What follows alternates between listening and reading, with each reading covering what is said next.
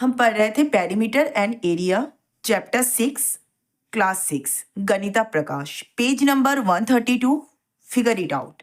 Question number 1, find the missing term. हमें missing term find out करनी है। A perimeter of rectangle is equal to 14 centimetre, ये हमारा given है। Rectangle का पेरीमीटर दिया हुआ है 14 सेंटीमीटर, ब्रेथ दी हुई है 2 centimetre. We have to find the length of rectangle. Since we know that by the definition of perimeter, perimeter is the sum of length of all sides of polygon. तो ये जो हमारा rectangle है ये हमारा एक पॉलीगन ही है, क्योंकि polygon is a close plane figure made up of line segment. तो रेक्टेंगल हमारा 4 लाइन सेगमेंट से बनी हुई होती है, तो ये रेक्टेंगल हमारा पॉलीगन ही है।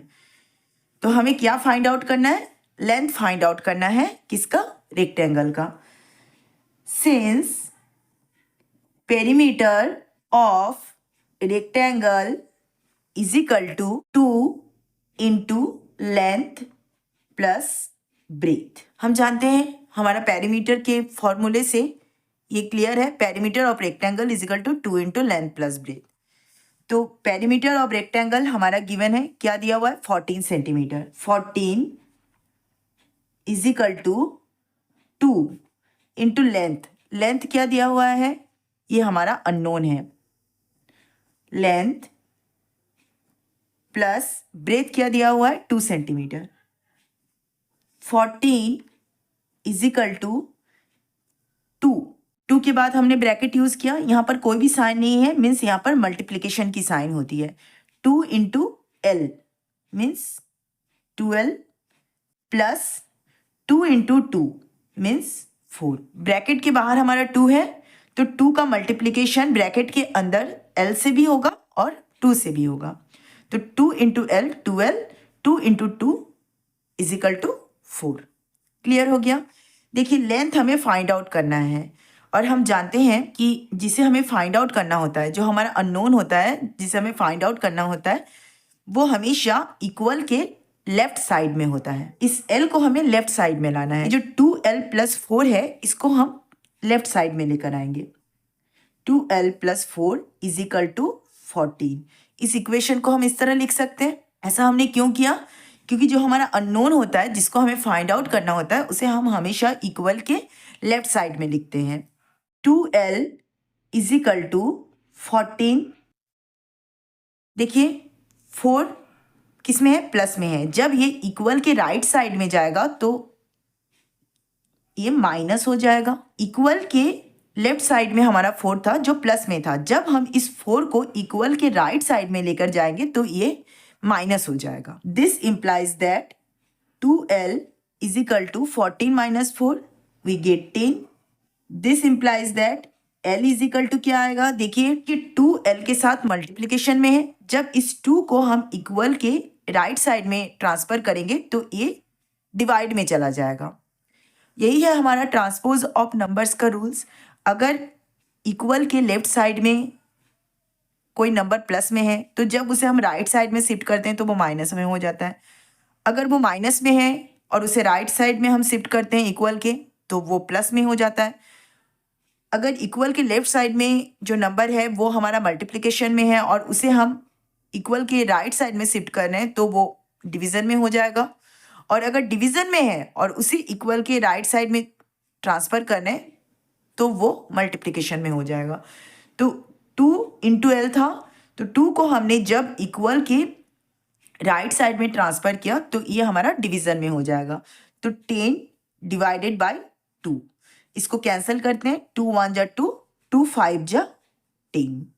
This implies that l is equal to 5। इसका यूनिट क्या है? सेंटीमीटर है, तो centimetre. Therefore length of rectangle is equal to 5 centimetre. Clear हो गया? नेक्स्ट क्वेश्चन देखिए क्या है। B perimeter of square is equal to 20 centimetre. ये हमारा गिवन है। साइड ऑफ लेंथ हमें फाइंड आउट करना है। हम जानते हैं in a square 4 sides are equal in length and opposite sides are parallel. तो हमें सिर्फ साइड ऑफ लेंथ ही फाइंड आउट करना है, क्योंकि अगर स्क्वायर का एक साइड का लेंथ हम फाइंड आउट कर लेते हैं तो हमें चारों साइड के लेंथ पता चल जाएगा, क्योंकि in a square 4 side are equal in length. By definition of perimeter we know that perimeter is the sum of length of all sides of square. Square के 4 साइड के लेंथ का sum है हमारा perimeter. Perimeter of square is equal to 4 into side of a length. Perimeter of square हमारा क्या given है, 20 centimetre is equal to 4 into side of length. This implies that, देखिए side of length हमें find out करनी है, means ये हमारा unknown है. इसको हम इक्वल के लेफ्ट साइड में लिखेंगे.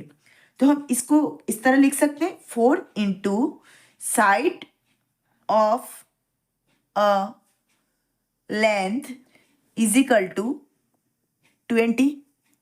इस इक्वेशन को हम इस तरह लिख सकते हैं.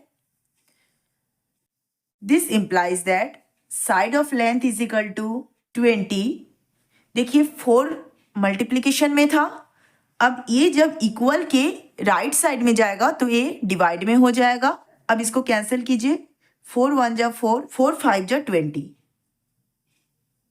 This implies that side of a length of square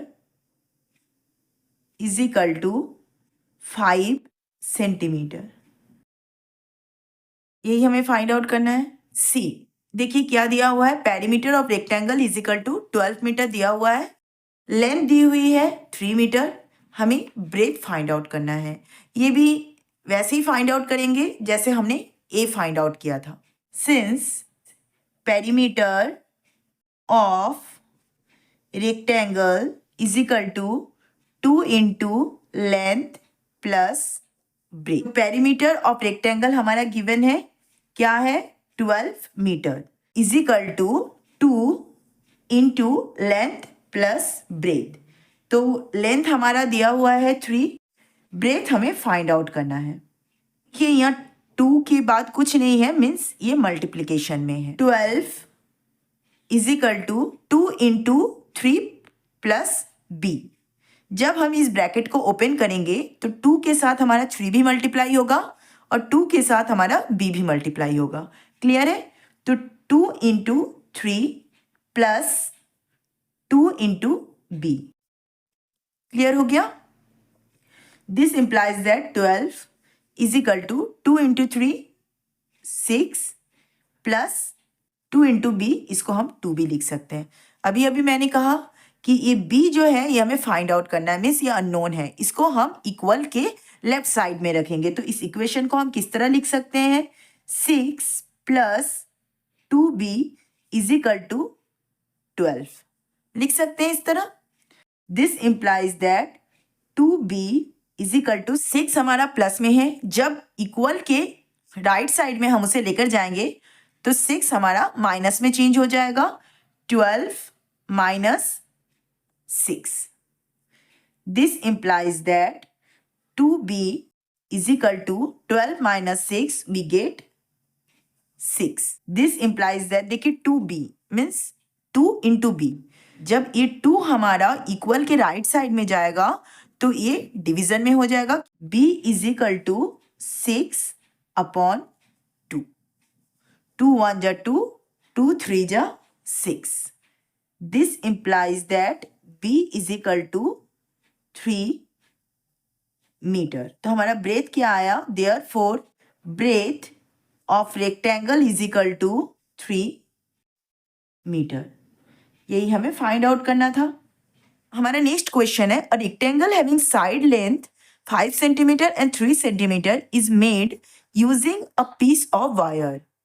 एक वायर का पीस को यूज करके एक रेक्टेंगल बनाया गया है जिसका साइड लेंथ हमारा गिवन है 5 centimetre and 3 centimetre. If wire is straightened and then bend to form a square, अगर उस वायर को फिर से स्ट्रेट किया जाए और वापस से उसको मोड़ा जाए टू फॉर्म अ स्क्वायर और एक स्क्वायर फॉर्म किया जाए, what will be the length of side of a square.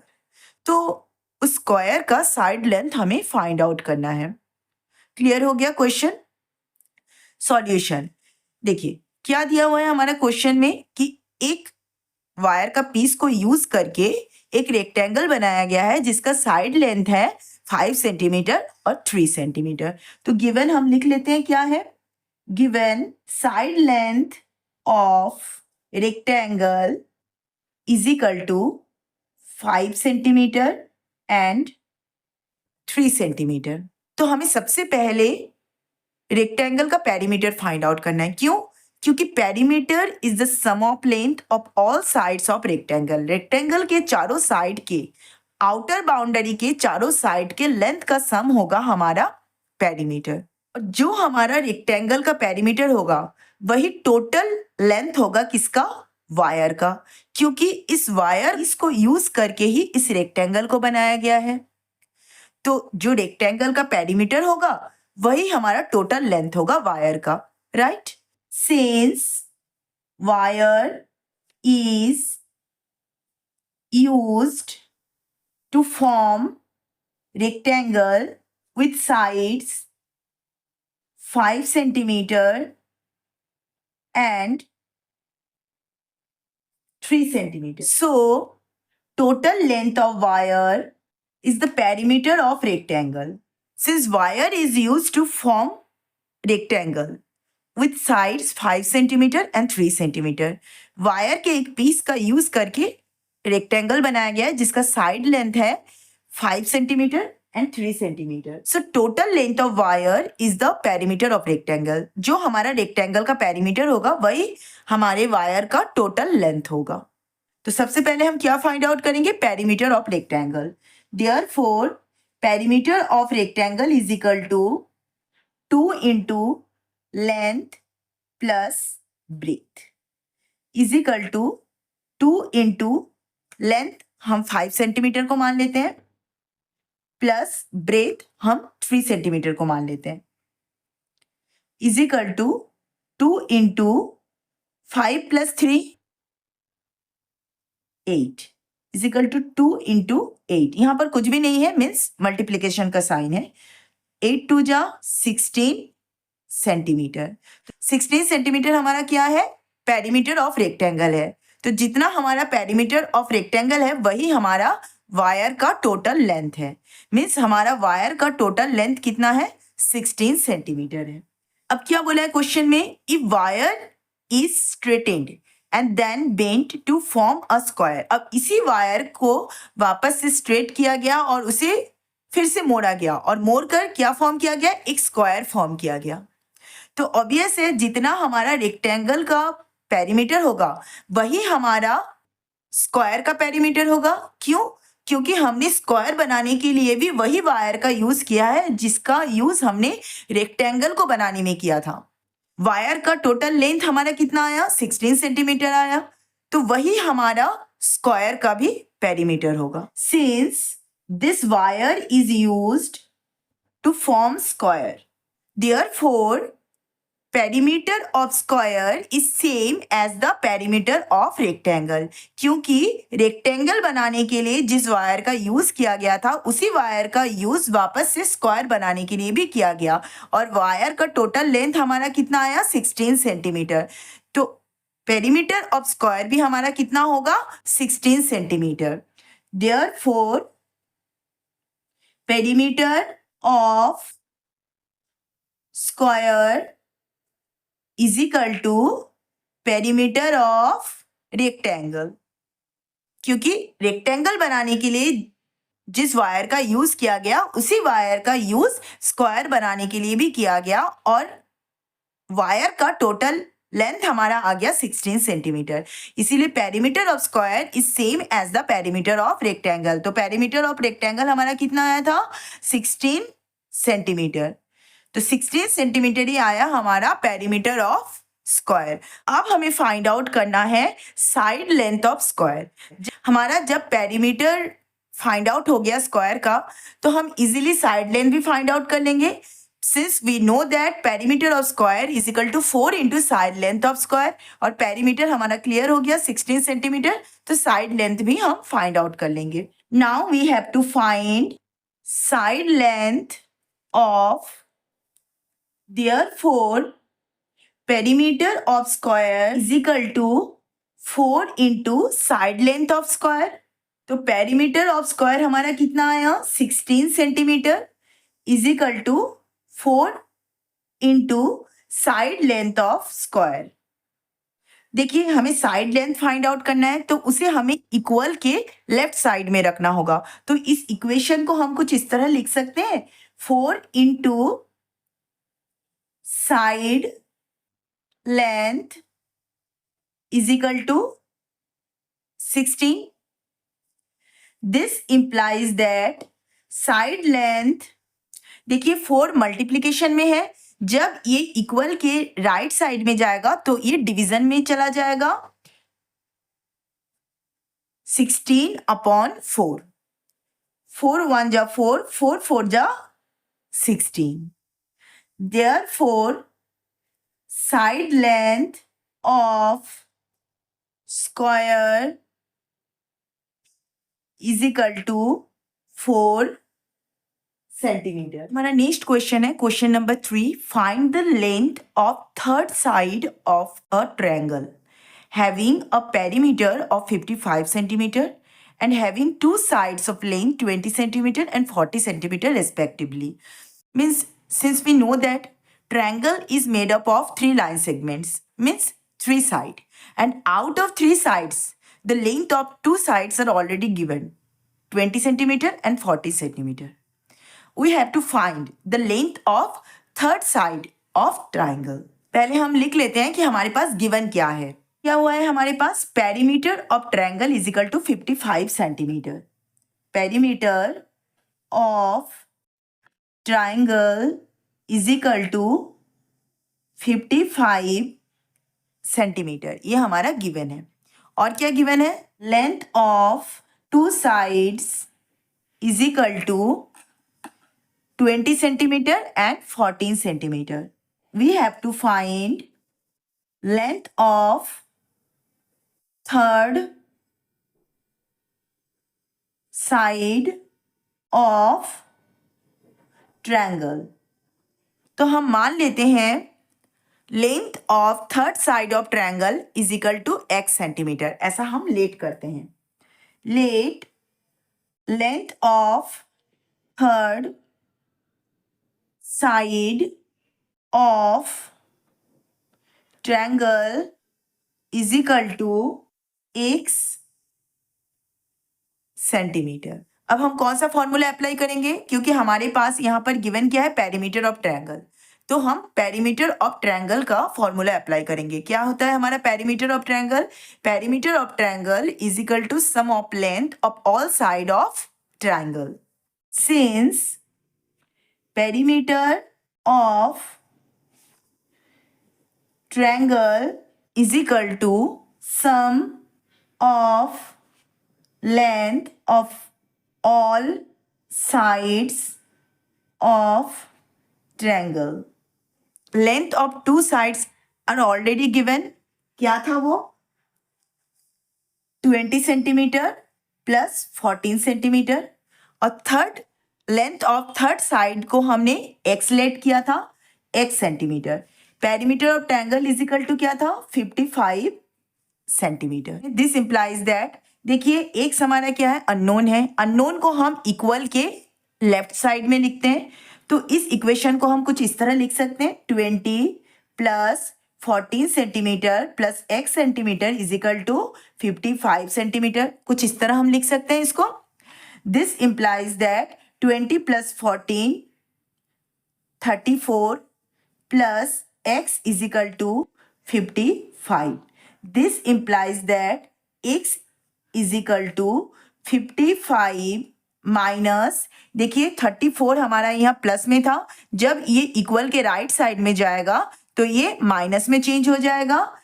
Minus 34 is equal to 21 centimetre. तो x हमारा क्या था length of third side. Therefore, length of third side of triangle is equal to 21 centimetre. मेरा यहाँ पर space नहीं था इसीलिए मैंने इसको नीचे लिखा।